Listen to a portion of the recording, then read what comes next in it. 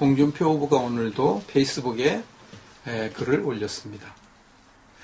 탄핵 파티에 앞장서서 탄핵 파티, 박근혜 대통령 탄핵한 것을 파티라고 표현했습니다. 탄핵 파티에 앞장서서 문재인 집권에 견마지로를 다하던 검찰이, 견마지로는 아주 친하게 지내는 우정을 견마지로라고 그러죠. 견마지로를 다하던 검찰이 문재인 집권에 온갖 충성을 다했다고 지금 평가하는 겁니다.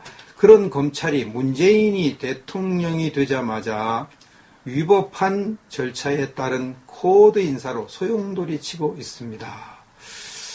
검찰이 코드 인사, 문재인 대통령 코드 인사로 소용돌이를 치고 있습니다.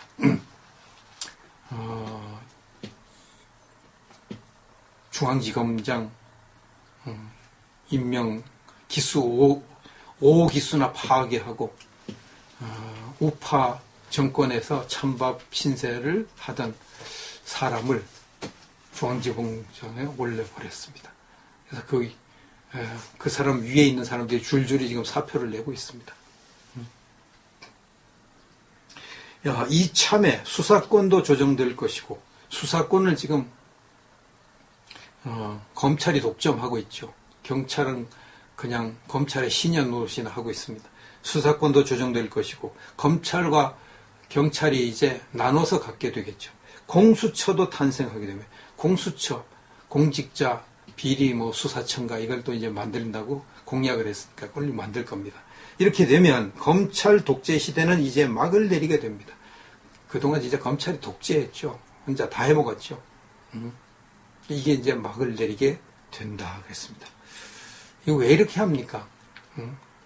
좌파 정권이 볼 때도 이 검찰이 무소불위의 권력을 휘두르니까 자기들이 언제 당할지 모르거든요. 언제 당할지. 힘만 빠지면 칼 들고 달려드는 것이 검찰이거든요. 그 노무현 대통령 말년에도 검찰이 칼 들고 달려들었잖아요. 노무현 대통령이 이제 끝장났다.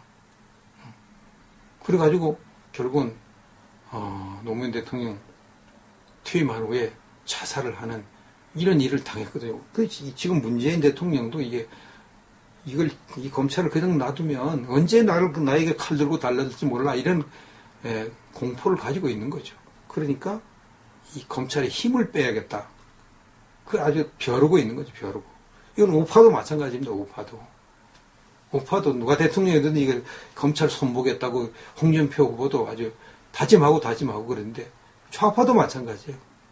검찰은 그냥 정권이 힘을 잃으면 무조건 달려드는 거니까. 그래가지고 자기들의 입지를 다음 정권에서 자기들의 입지를 하고 이렇게 하거든요. 푸른 바람이 불면 눕지만 검찰은 바람이 불기도 전에 눕습니다.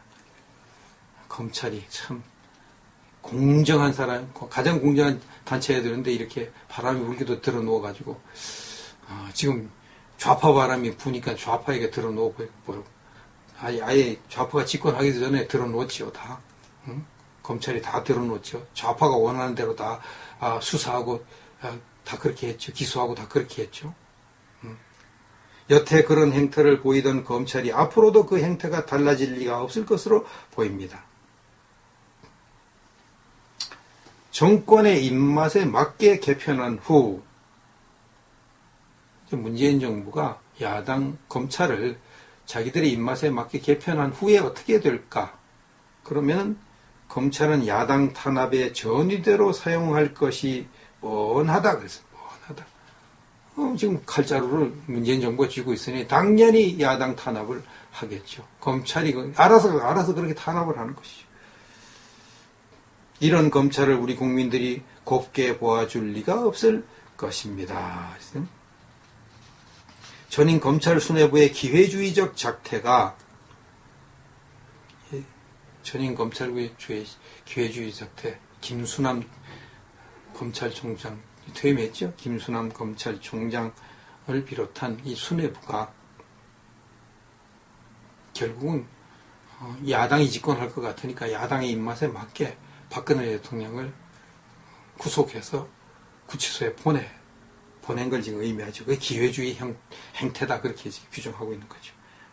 이런 검찰 수뇌부의 기회주의적 행태가 검찰 조직의 대수술로 이어지는 것을 그들이 스스로 자탄해 본들 이제는 때가 늦었죠. 자기들은 이렇게 문재인 정부를 위해서 충성을 다했으니까 문재인 정부가 우리를 그래도 봐주지 않을까, 보호해주지 않을까 이렇게 생각하는데 이제 완전히 착각을 한 것이죠. 토사구팽을 당하는 겁니다. 이제 토끼를 잡아먹었으니까 사냥개는 필요 없다는 거죠. 검찰이 이제 더 이상 사냥개 노릇하면 안 되겠다. 그래서 이제 힘을 빼야겠다. 대수술을 지금 하고 있는 거예요. 이제 그걸 이제 이럴 줄 알았으면 너무 이렇게 하지 않은 건데 이런 후회를 해본들 무슨 소용이 있겠느냐. 국민적 신망을 잃으면 모든 것을 잃는다는 것을 검찰은 알아야 합니다. 이렇게 논평을 했습니다.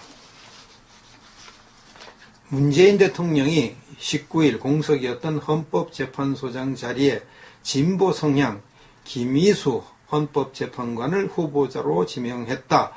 이런 보도가 나왔죠. 이 김희수 재판관은 전북 정읍 출신으로 역시 전북 출신을 갖다 재판 소장으로 했습니다. 정읍 출신으로. 전남고 서울대법대를 졸업했고요. 박정희 정부 때 민청학년 사건으로 64일간 구금된 적도 있습니다. 민청학년 사건, 공산주의 활동 사건 말하죠. 그래서 처벌을 받은 전력이 있습니다. 좌파죠. 좌파. 김 후보자는 헌법재판관으로서 박근혜 정부 시절인 지난 2014년 황교안 당시 법무부 장관이 주도한 통합진보당 정당 해산을 위한 심판에서 유일하게 해산 반대 의견을 낸, 나머지 8명은 다 찬성했는데 이 김희수만 해산 반대 의견을 낸, 그 완전 좌파 사상을 가진 재판관이 지금 헌법재판소장이 되기 직전에 있는 것입니다. 그는 또 지난해 5월 해직 교사는 조합원 자격이 없다며 전교조를 법의 노조로 만든 근거가 된 교원노조법 위헌 심판에서도 재판관 9명 중 유일하게 위헌 의견, 이 전교조를 불법화시키는 그런 것을 박근혜 정부가 했는데 여기서 8명은 다 그것이 불법화가 맞다 이렇게 했는데 이 김희수만은 아니다, 이건 위헌이다 이렇게 완전 좌파 판결을 해온 사람이 이제 헌법재판소장이 되기 직전에 있습니다. 청문회 통과되겠죠. 이거 지금 야당이 참 여당이 다 잡고 있으니까, 국회를 잡고 있으니까 청문회 통과되겠죠. 헌법재판소의 앞날이 캄캄하다. 그렇게 말할 수 있습니다. 바른정당에서 자유한국당으로 복귀한 장제원 의원의 반성문이 나왔습니다. 반성문이 참 어떤 면에서는 좀 웃긴다, 그런 반성문이 나왔습니다. 제목이 실패한 100일에 대한 반성문 그랬습니다. 실패한 100일에 대한 반성문. 바른정당 갔다가 바른정당이 망할 것 같으면 이번에 다시 자유한국당으로 온 사람 중에 하나가 장제원이거든요.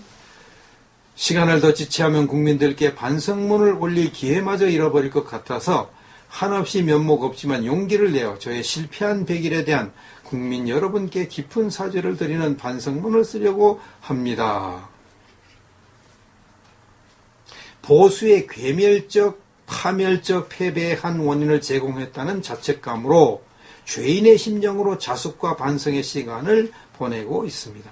보수를 괴멸적, 파멸적으로 패배하게 한 원인을 제공했다는 자책감 때문에 죄인의 심정으로 자숙과 반성의 시간을 보내고 있다고 이렇게 말합니다. 이걸 보면 이 사람이 진짜로 반성을 하기는 하는가 보다 이렇게 생각할 수가 있죠. 이렇게. 그런데 이 사람이 반성하는 것은 박근혜 대통령 탄핵에 찬성한 것 때문에 보수가 괴멸됐다, 이거 반성하는 게 아니고요. 그건 자기는 반성 안 하고 이렇게 말해요. 제 자신 준비가 덜 된 상태에서 시작한 100일간의 정치 모험은 완벽하게 실패했음을 진솔하게 고백합니다. 이거 자기가 이 100일간의 정치 모험 이것을 바른정당 간 것,